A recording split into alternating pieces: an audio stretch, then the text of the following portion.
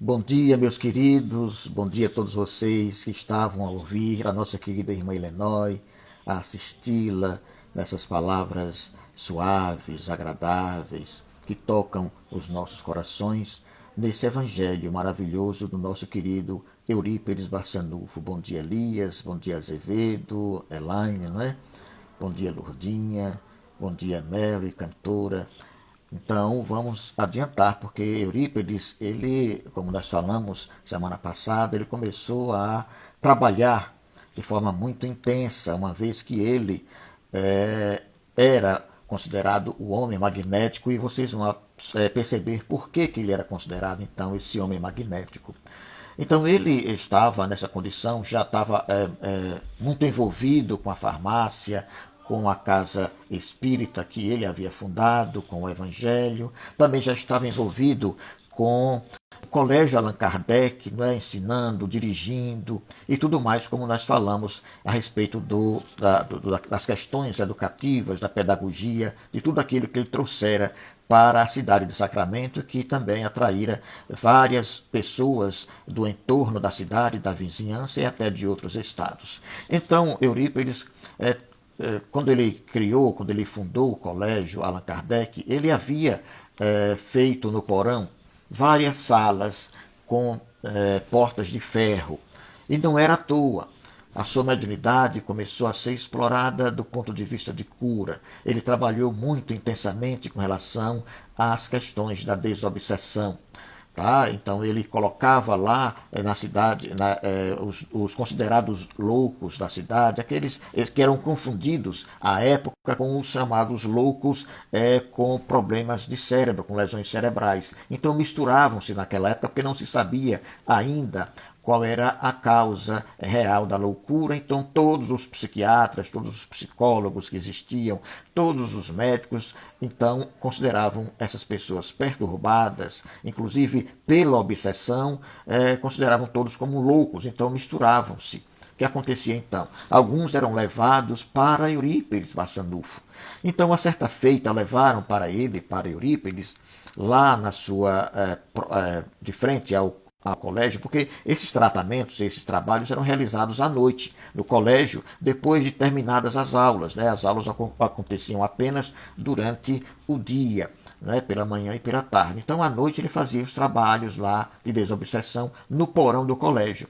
Certa feita, meus queridos, para que vocês tenham uma ideia, levaram para ele um homem forte, ele era de baixa estatura, tá? Em torno de 1,65 m no máximo, ele tinha essa altura, mas ele era muito forte, era um negro muito forte, muito difícil de ser segurado, mas ele era um louco da cidade. Levaram para ele. Para conseguirem levá-lo, esse homem que era muito agressivo, que ameaçava com todo mundo com uma faca, que todas as pessoas tinham medo dele, então se lembraram de Eurípides. Levaram então esse homem à força, depois de terem 6 homens, vejam bem, 6 homens conseguiram segurar ele. Depois de muita luta, amarraram ele nos seus pulsos com um arame grosso para que ele não se soltasse e levaram ele à força, se esperneando, tal, para Eurípides Barçanufo. Então, chegando à frente do colégio, esses homens gritaram: Eurípides, dê um jeito nesse homem. E então Eurípides disse: soltem ele. E os homens: não podemos soltá-lo, ele é louco, ele é agressivo. Ele disse: não tem problema, podem soltá-lo, disse calmamente. Então eles se entenda, né? Deixaram ele lá, tiraram o arame farpado e saíram correndo, porque sabiam que ele iria dar um jeito de agredir alguém, porque ele era assim, era muito violento, aquele homem, porque estava ele muito envolvido espiritualmente e eles não sabiam. Mas aí, quando Eurípides mandou que soltassem aquele homem permaneceu parado, quase que estático ali, a mais ou menos uns 20 metros de distância de Eurípides. Eurípides, então, eles correram, os 6, ficaram bem à distância. Tá? Algumas pessoas se avolumaram em torno, porque vocês sabem que é assim, né? Sempre as pessoas se aproximam, os curiosos da cidade, e ficaram mais à distância. Mas aí, então, Eurípides se aproximou devagarinho, de mansinho, e ali mesmo ele deu um passe magnético, calmo, tranquilo. Poucos minutos torno de 1, 2 minutos, ele deu passe. Aquele homem permaneceu parado, olhando para Eurípides com aqueles olhos saltados, vibrados, olhando para ele, e ele começou a se acalmar, os olhos começaram a ficar aparentemente normais, ele começou a suar, aquela suadeira começou a acontecer, e Eurípides então se aproximou mais ainda, pegou-o pelo braço e disse: vamos. E levou aquele homem, que agora já estava mais calmo, para dentro do colégio Allan Kardec, levando-o até o porão, onde ele deu prosseguimento aos tratamentos de desobsessão. E em pouco tempo, algumas semanas, não chegou a 2 meses, e aquele homem estava curado. Não mais sofria de obsessão e não era mais o louco da cidade. Então vejam a capacidade magnética de Eurípides Barçanufo. Esse homem que desenvolveu em si essas virtudes, já trazia. Ele era considerado um curador, não somente porque ele era médium, mas também porque no passado, numa das reencarnações anteriores, em França, ele fora médico.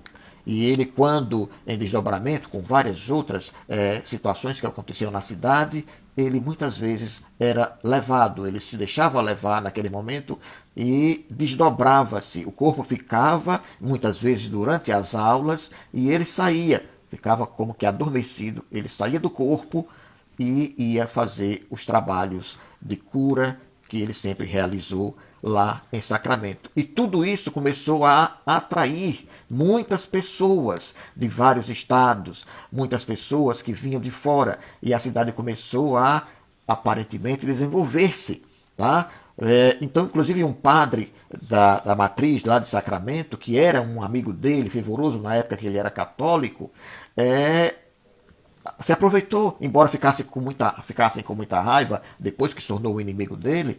Esse padre, aproveitou-se e ganhou muito dinheiro, porque ele começou a construir casas devido à quantidade de forasteiros que chegaram à cidade à procura de Eurípides, para que eles fossem curados, trazendo seus doentes, suas pessoas necessitadas, e ele começou a fazer curas de doenças que, inclusive, naquela época não havia cura, era um desafio para a medicina, tanto a lepra quanto a tuberculose. E ele curava, inclusive fazia cirurgias que demandavam um conhecimento muito grande de medicina e que a própria medicina não fazia. E ele já fazia, naquela época, espiritualmente. Tá? Então a cidade começou a ficar famosa, mas tão famosa que na região como um todo, ali no centro-oeste, digamos assim, né? Aquela região Minas Gerais, o centro, Goiás, aquela região toda ali começou a tê-lo como uma pessoa fantástica, uma maravilha, quase que um santo.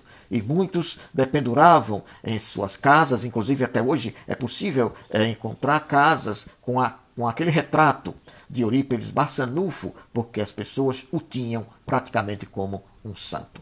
Então, essa é a primeira dos trabalhos, das curas, dos trabalhos espirituais que o nosso querido Eurípides fez.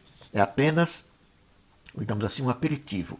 Na próxima semana nós traremos mais para vocês, tá? Que Deus abençoe cada um de vocês. Fiquem agora com a nossa querida irmã Isa, que falará sobre o nosso querido Francisco de Assis. Muita paz para vocês, muita luz, e até amanhã no nosso estudo sistematizado. Muita paz. Tem Evangelho também às 9 e às 16 horas nós temos Illinois com a sua conversa fraterna. Deus abençoe cada um de vocês e continue vibrando. Vocês estão recebendo a graça do alto neste momento.